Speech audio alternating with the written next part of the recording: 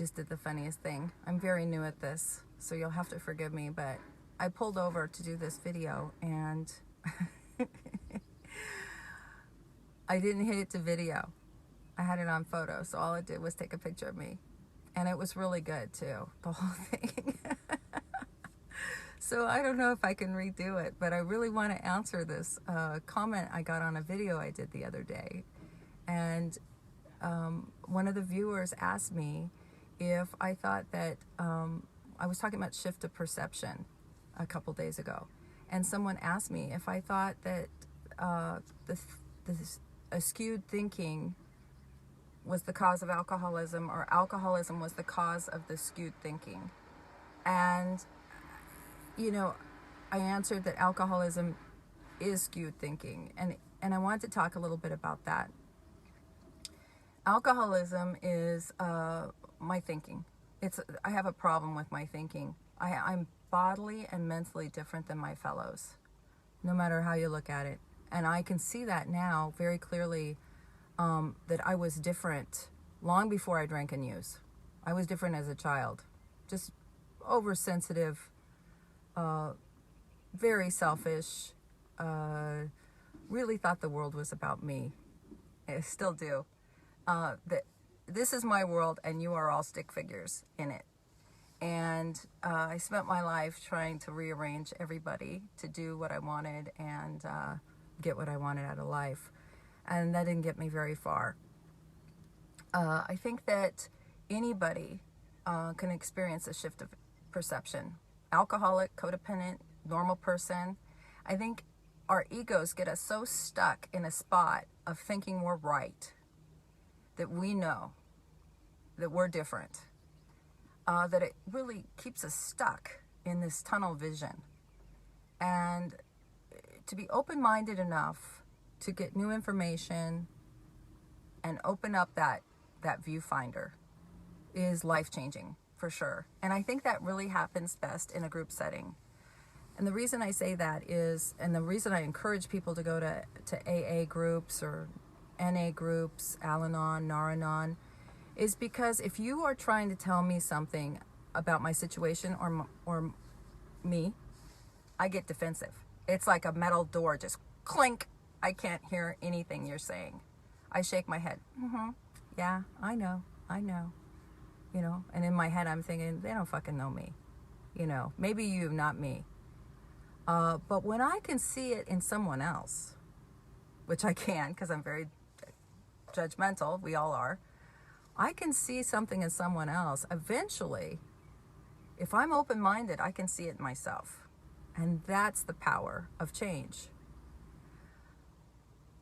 I try to explain to people, what happens to you in life, there's not a lot you can do about it. You can't control other people. I've tried. You cannot control other people, but you can control your reaction to them or the situation. And I'll use this example. When I first got sober and I did the steps, the subject came up of me being adopted. And I was adopted at 30 days old. And nothing bad happened. Nice family adopted me, you know, no bad trauma, nothing. But I hung on to that being adopted thing for my whole life. I've used it to excuse my commitment issues, my abandonment issues, you know. I've just really milked that for everything it was worth. And I didn't know that until I got to AA. And I clearly saw that even though I was a baby and I didn't have any choice whether I was adopted or not, I did have a choice if I hung on to this. If I hung on to the resentment and the abandonment and all this stuff, I didn't have to do that. And I was able to let that go. You know what it is. People do the best they can do, and I don't know the situation. So I was able to let that go, but I couldn't even see that my part was hanging on to that. So you have a part in everything that you do in your life. You're not a victim. You can choose about the way you're going to look at things. But it takes time, because as soon as I turn off this video, you turn this off and you're not listening to me, you're going to go right back to your old thinking. So it takes some time to realize that you are the thinker. You get to see things either, that old saying about the glass half full or half empty. You get to decide, if you're gonna be a victim or not. And the perception shift has to happen, because what happens is the ego gets us so deep in there that our thinking becomes delusional. For an alcoholic and addict, I'll explain this. If I told you that I was living in my car, that I'd been drinking, I got fired, I lost my job, my house, and I moved into my car, to most people that would be horrible. That's a horrible thing. But in my mind, if I'm trying to continue my behavior, then an alcoholic addict thinks, hey, I'm living in my car. Isn't that great? Everybody else is on the street living under a bridge, but I got a car. So I'm better than them, right? I've rationalized that. I got a pretty nice car. Have people over, I got it all fixed up. That is delusional thinking, where I can rationalize and justify anything in my life. And I have done that. And I do it today. I have to be very, I